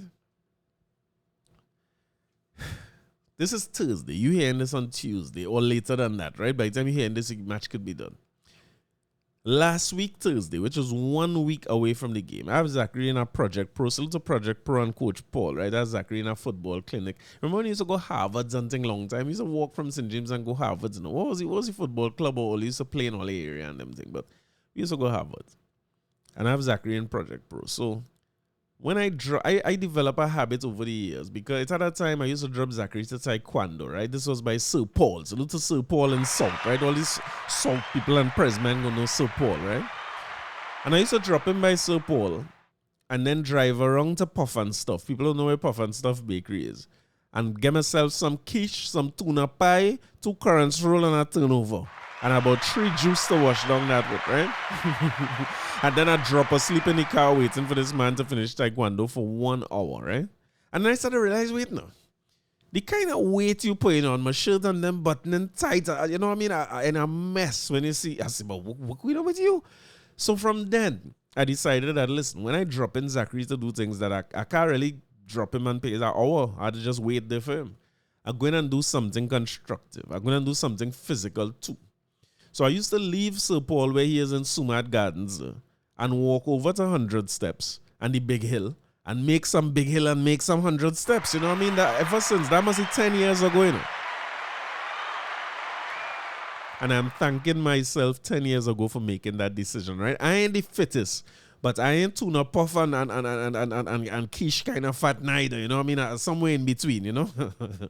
So since then, that's what I do. So, of course, if Project Pro is in King George, and I want to stop saying King George, right? Somebody reminded me the other day that I come here and advocate for the change of names of places and then continue to proceed to say King George all the time. But Nelson Mandela Park, right? When I drop him Nelson Mandela Park, I look for a park, get him to his practice, lace up my shoes, and walk around the park as much times as I could. I had a goal for this year to make sure that I taken at least 7,000 steps a day, right? I couldn't get to the 10. But I had a goal for 7,000. And we in October and I'm well on target for my goal, right? So, a matter of fact, I exceeded my goal at this point in time. I want to shift my goal to 8,000. Let me see if I can get up to 8,000. And, you know, I'm proud of myself for sticking with this for so long. It's hard to find time to walk every day.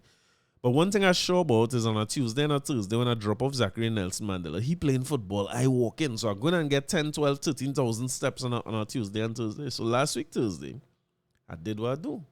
I come, the whole park was full because Project Pro playing in Nelson Mandela Park, City FC, which is Queen's Park youth team, them playing on the next side. So it's always a struggle to get a park, right? Park it close enough to the way the football is on. But I get my park and I start to walk, lace up my boots and thing and I start walking. As I walk, a lady was in front of me. And my first thought was, right, I staying with this woman for the whole 2 hours, right? The train is from 4:30 to about 6:30 or so. I staying with this woman. Boy, that woman take off at a pace. I want to tell you something. She ain't looking like no athlete, she ain't looking, but she walking fast. So I now going into flagman fast walk mode. If you see how fast I'm trying to walk, and this woman getting smaller and smaller in the distance, I say, nah, boy. Because every time I listen to a new book from Malcolm Gladwell, and I'm so sucked in, right? It's Revenge at the Tipping Point. I'm so sucked in that sometimes I forget to walk fast. That makes sense? So eventually I pick up the pace and think, I say, right, this is it. It is impossible for me to not catch her if I walk in my fastest. And little by little, I catch up with that woman and I pass that woman and think, and now I'm timing everybody walking around the park. My goal is to be the fastest man walking around the park. So whatever point I see you at, if you're coming towards me, My goal is to meet you at an earlier point on every lap I make. Guess who I see walking around the park last week, Thursday? This is 1 week away from a national game in a tournament that matters. It's the great Kevin Molino. I can't make this up. His son also in Project Pro. So I foolishly assume that he come to drop his son and he make a pact with himself 10 years ago that say, listen, when I come to drop my son, I go and walk too. Because he walking cool, you know. He not in fitness mode. He like me. He just trying to gain 10,000 steps. He like me walking around. And I'm walking at a pace and thing and I'm trying to, I say, all right, let me see. Molino is a national athlete. So I'm going to meet him at a different point in the park earlier every time. And it was happening for a good few laps. And then eventually I realized like he picked up the pace. So now at his tempo, he going in one direction, I going in the next one. And I in a silent competition. He don't even know I exist, but in a silent competition with him. And maybe in the end, in the last lap or two, I see him start to jog at a glacial pace. I'll say that as much as I love Kevin Molino as one of my heroes in Trinidad football, one of the greatest Trinidad and Tobago footballers ever, he is not fit. He is unfit. At least the look fitter than me. But I know if he's fit to be out there on the field at this point in time. He's not. Boy, listen. And this is who Mr. King is putting his stakes on. Given his track record and so on, I expect that he will start. And Cuba is not no easy team for Trinidad and Tobago to beat coming and going. And I'm very, very worried. I'll tell you the truth. So whatever happened in these two games, as a diehard warrior, right? So you ain't going to hear me bad talking soccer warriors. I think regional competition is important for us to win. I also believe we suffer from the fact that we don't have a domestic competition. So we're going to field 11 men and a good portion of them not playing in any serious domestic league. That is a major disadvantage to us. But I will be up late in the night, my eye burning and think I can stay up late and I'll be up watching them games at the time. And Warriors, as always, have 100% of my support. Assuming that Molino might be fit, but maybe an athlete could get real fit in a week time. And maybe Joven Jones fit like a fiddle so they will play off one another and understand each other. And we will get to some semblance of good football and win these next two games. But as I said, what I know about football, I really come here to play Kaisu about regional togetherness and unity, right? I don't care about regional tournaments. I just care about regional unity. And since we're celebrating St. Lucia, it's only right that I play a St. Lucian artist. Name of the song, O Caribbean.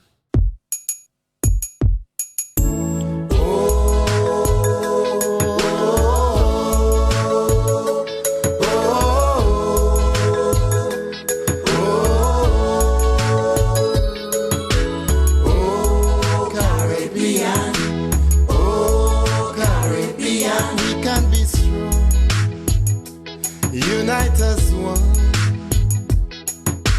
Oh, Caribbean. Oh, Caribbean. We can stand tall and never fall. Don't worry to cause me no pain. No pain.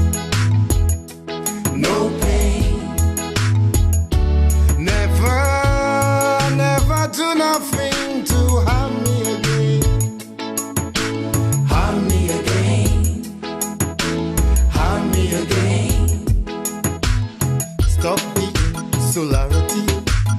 Show love to everybody who is a Lucian, Bajan, Jamaican, Grenadian, Vincentian, Trinidadian, Guyanese. I don't want to hear. No, I don't want to hear, because we made the same trip, as Starline said, on the same ship. And then we come down here on the sea rocks, and then we made us slip into attitudes that don't do us any good. Why can't we live the way we should, the way we should? I say, oh,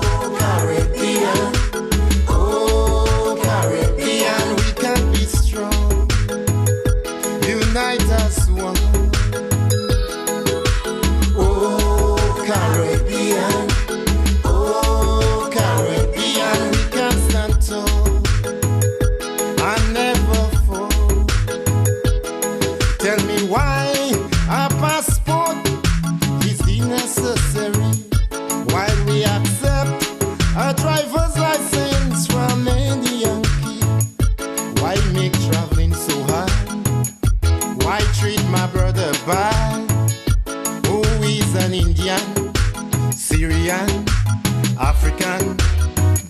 man, Buckman, Chinese, Portuguese.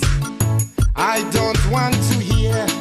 No, I don't want to hear. Because in this modern day, everybody have something to say. And in democracy, everybody must have a say. This new Caribbean is nothing but we neighborhood. Why can't we live the way we should? The way we should, I say,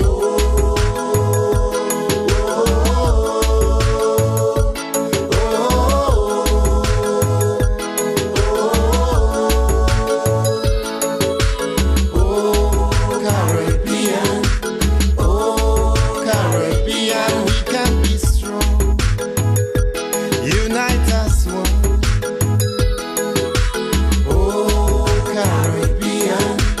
Oh, Caribbean, we can stand tall and never fall. Na and backside is not all that we got. There is plenty rice in Guyana, believe it or not. Look after one another, buy goods from each other. Who is a Lucian, Bajan, Jamaican, Trinidadian, Vincentian, Trinidadian, all CARICOM. Now I want to hear, yes, now I want to hear that we go hand in hand and we could tell that WTO. Now we trade as one block, everything that we sell and grow. Yes. Make the future better for the next generation and show them at last we come as one Caribbean. I say,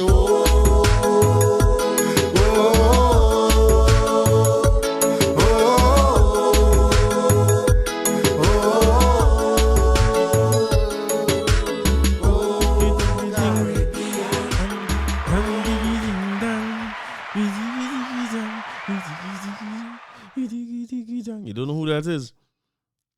I bet you know who it is, right? The theme of the episode is Caribbean music, right? But just so to make sure that you know who we're talking about. And when you're playing St. Lucia artists, and if you feel you don't know St. Lucia artists, you could tell me if you know this. As we close. I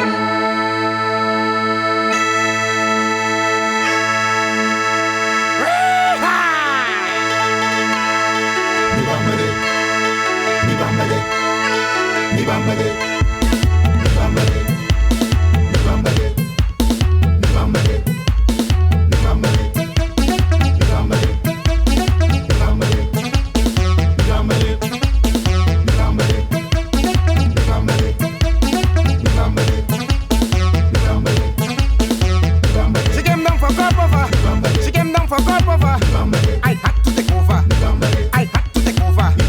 I went on Guyana. I check Eddie brother. I had a good dose.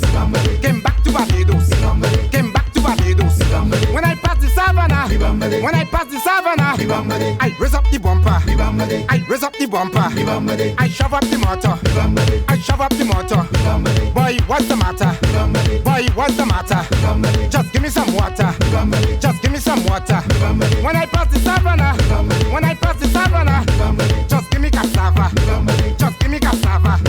Me body on fire. Boy, what's the matter? When I pass the savannah, she bought for Boabande. She started oh baby. Are you running a relay? She came down for cup over. I had to take over. I went on Guyana. I checked Eddie brother. I had a good dose. Came back to Barbados. When I passed the savannah, savannah, when I pass the savannah, just give me cassava, just give me cassava. Me body on fire, me body on fire. Check cabarita, check cabarita. When I pass the savannah, when I pass the savannah, I rev up the engine, I rev up the engine. Just give me Wabande, just give me Wabande. Are you running a relay? Are you running a relay? Just give me Wabande, just give me Wabande. When she see the Wabande, when she see the she said, cutting out, baby. She said, cutting out, baby. Are you running a relay? Are you running a relay? When I pass the savannah, when I pass the savannah, I check cabarita. I check cabarita. I wet up the muffler.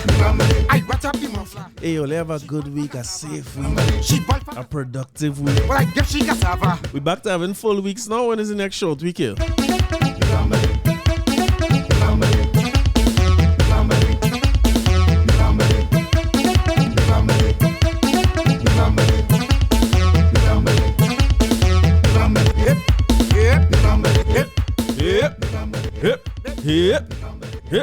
Hip. All you're leaving, all you know, we still in the heart of the Calypso History Month. On the podcast where every month is Calypso History Month. You don't stray from Calypso History Month wrong these parts. I had a good dose. Make all you have a good week, Had a good dose. have a safe week, Back to have a Barbados. productive week. Back to Barbados. And I will see you all around the same time Pass the savannah. next week. Bye. Me body on fire. Just give me some water. Just give me some water. I checked radiator. I checked radiator. I wet up.